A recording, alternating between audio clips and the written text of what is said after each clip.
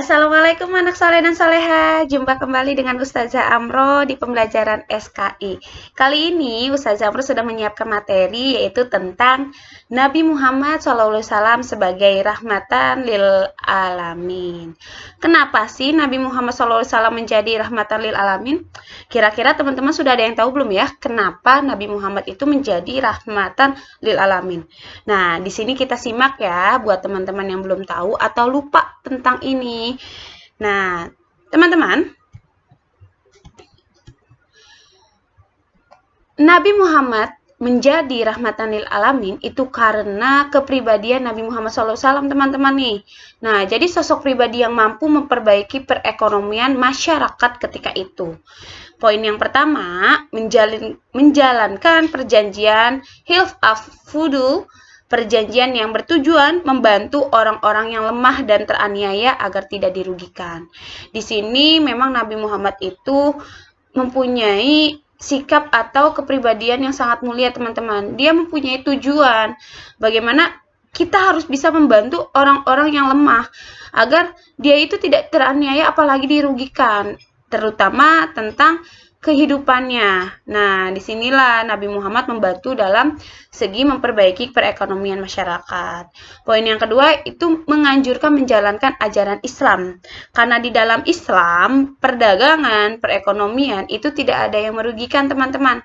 Semuanya merasa diuntungkan atau dibantu. Seperti teman-teman, contohnya itu ketika berdagang, teman-teman punya syariat Islam yang mana teman-teman sebagai penjual itu tidak boleh merugikan pembeli dan pembeli juga tidak boleh yang namanya merugikan penjual. Jadi sama-sama saling menguntungkan, saling membutuhkan.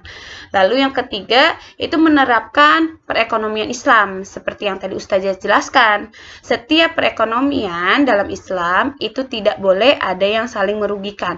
Semuanya harus saling membantu dengan tujuan membantu sesama muslim. Lalu yang poin keempat yaitu mendirikan Baitul Mal sebagai badan keuangan negara. Nah, selanjutnya ada sosok pribadi yang berkasih sayang kepada sesama. Nah, sayangnya kemana aja nih Ustazah? Yang pertama itu sayangnya kepada anak-anak, sayang kepada pelayannya. Dulu zamannya Nabi itu ada pelayannya atau budak ya teman-teman ya. Kalau sekarang berarti ya orang-orang yang di sekitar kita, yang sering membantu kita. Seperti itu ya teman-teman. Mengasihi orang-orang yang lemah, pemurah, dermawan, dan pemaaf. Terus contoh sikap sayangnya Nabi SAW itu seperti apa teman-teman? Nah, di sini ada Nabi yang sayang kepada anak-anaknya. Terus ada kisah Sayyidina Anas bin Malik sebagai seorang sang pelayan Rasulullah. Dulu Sayyidina Anas bin Malik radhiyallahu anhu sang pelayan Rasulullah SAW sejak usia dini dan menjadi salah satu periwayat hadis terbanyak serta didoakan oleh Nabi SAW nih teman-teman. Karena dia ini pelayan Rasulullah, dia itu sering memperhatikan perintah-perintah Rasulullah. Akhirnya dia juga salah satu periwayat hadis terbanyak. Lalu Nabi Muhammad itu paling menyayangi orang-orang yang dizolimi. Nah, mereka yang dizolimi tapi disayang oleh Nabi. Jadi teman-teman ketika kita merasa dizolimi, jangan khawatir. Bukan berarti ketika kita dizolimi, kita juga bangga ya. Bukan, maksud Ustazah, ketika kita dizolimi, teman-teman, ya sudah, tidak perlu membalasnya. Yang penting, teman-teman cukup berperilaku baik, teman-teman tidak membalasnya. Karena Allah, Nabi, itu sangat peduli, sangat sayang kepada mereka-mereka yang merasa atau mereka-mereka yang dizolimi tapi tidak membalas. Mendoakanlah sesuatu yang baik karena orang yang dizolimi doanya akan terkabul. Lalu ada juga karena keteladanan Nabi Muhammad SAW. Nah, sosok pribadi yang selalu memelihara lingkungan hidup. Pribadi Nabi Muhammad yang menyayangi binatang. Nih contohnya melarang mempekerjakan binatang melampaui batas kemampuan binatang tersebut. Contohnya kambing. kambing tidak bisa membajak ya teman-teman ya, membajak sawah. Tapi ada saja orang yang menggunakan kambing itu sebagai membajak sawah. Nah, inilah yang dipersalahkan. Inilah yang tidak yang dimaksud Nabi Muhammad. Tidak boleh mempekerjakan binatang melampaui batasnya. Atau contoh lainnya, ayam. Ayam yang tidak mampu kuat, tapi maksud ustazah itu kucing. Nah, kita ambil contohnya kucing ya teman-teman ya. Nah, kucing itu kan binatang peliharaan. Dia tidak mampu untuk mengangkat sesuatu. Tapi kalau teman-teman digunakan untuk sebagai pengangkat sesuatu, itu juga mempersalahkan atau disalahkan karena mempekerjakan binatang yang melampaui batasnya. Lalu tidak membunuh binatang kecuali hendak dimakan. Nah, contohnya seperti tadi ayam, maksudnya ustazah. Nah, ayam ini kan memang bermanfaat bagi kehidupan manusia. Ada yang memang ayam itu sengaja untuk dimakan. Nah, itu tidak masalah. Ayam dipelihara untuk diambil telur dan dagingnya itu juga tidak masalah. Tapi kalau misalnya binatang yang dibunuh hanya untuk sekedar ya membunuh, yaitu yang dipersalahkan ya teman-teman ya. Lalu ada poin yang kedua, yaitu pribadi Nabi Muhammad yang menyayangi tumbuhan. Jadi Nabi Muhammad ini tidak hanya menyayangi anak yatim, orang yang dizolimi, orang-orang atau manusia seperti itu ya teman-teman ya. Tapi Nabi Muhammad juga menyayangi pada binatang dan tumbuhan. Nah, contohnya Nabi Muhammad ini selalu menjaga, melestarikan tumbuhan-tumbuhan dan tidak merusak tumbuhan. Lalu ada lagi nih, karena cara bergaul Nabi Muhammad SAW.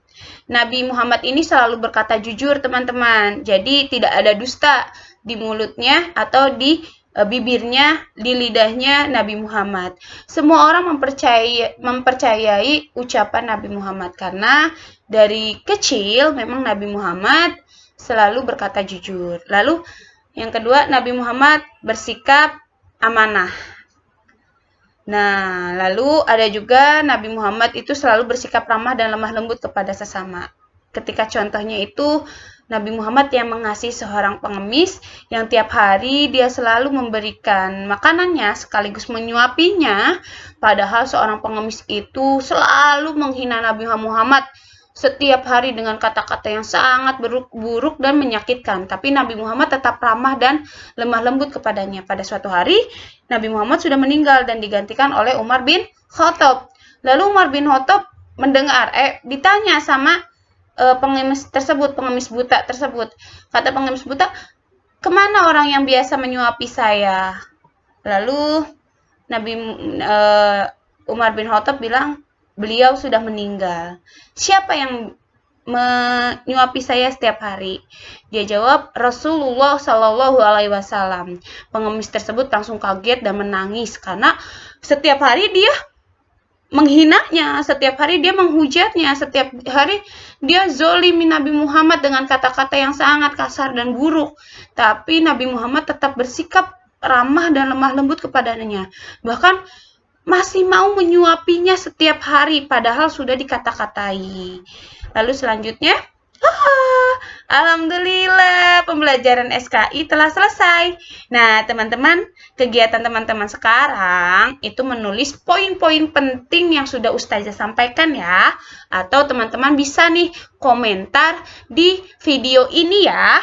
Nah, komentar teman-teman kalau sudah menyimak, lalu komentar juga bagian part mana yang menurut teman-teman itu yang paling mengesankan dengan ceritanya Nabi Muhammad sebagai rahmatan lil alamin.